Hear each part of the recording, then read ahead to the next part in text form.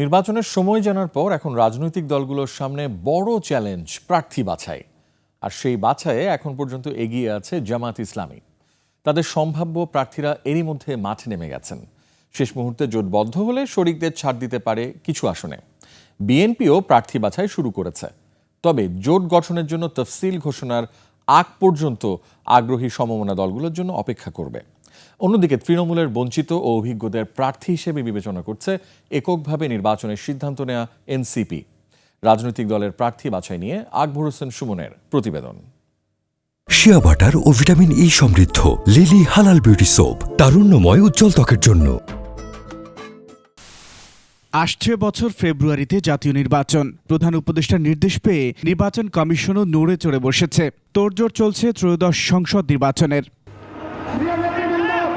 যদিও দিনক্ষণ ঘোষণার আগেই দেশ জুড়ে নির্বাচনী মাঠ চষে বেড়াচ্ছেন রাজনৈতিক নেতাকর্মীরা।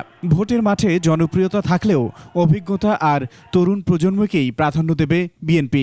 রাজনৈতিকভাবে আদর্শিকভাবে যাকে গ্রহণযোগ্য জনগণ মনে করবে নিজ নিজ এলাকায়, সেরকম প্রার্থীকে আমরা সিলেকশন করব। তবে রাজনীতিতে তার অভিজ্ঞতা, আন্দোলন সংগ্রামে তার ত্যাগ তিতিক্ষা, এগুলোকে মূল্যায়ন করা হবে। তারুণ্যের অংশ রাখতে চাই, যেহেতু তারুণ্যের রাজনৈতিক ভাবনাকে আমরা গুরুত্ব দিচ্ছি। শুধুমাত্র পপুলারিটির উপর ভিত্তি করে যে কোনো প্রার্থী সিলেকশন আগের প্রথামতো সেই জায়গায় আমরা যাব না। আর জামায়াতে ইসলামীর নির্ধারিত প্রার্থীরা সরকার পতনের পর থেকেই জনসংযোগ শুরু করেছেন। এর মধ্যে ইসলামী মূল্যবোধ সম্পন্ন সংগঠন জোটের আগ্রহ দেখালে দ্বিমত করবে না দলটি। প্রতিটি আসনে আমরা জনগণের কাছে নেতৃত্বকে উপস্থাপন করেছি, সেভাবে তারা কাজ করছে, মাঠ তৈরি করতেছে, জনগণের কাছে যাচ্ছে, জনগণের সেবা দিচ্ছে।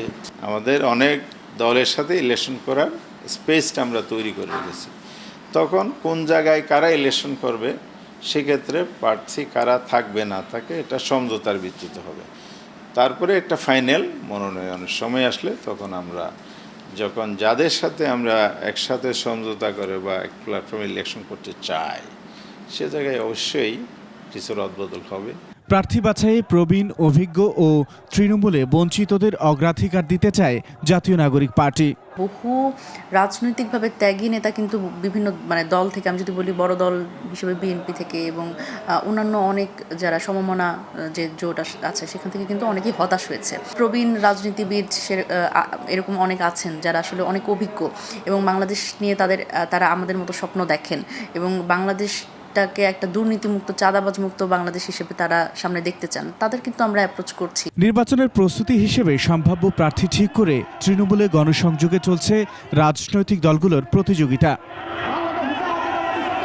আকবর হোসেন সুমন, 21 টেলিভিশন, ঢাকা।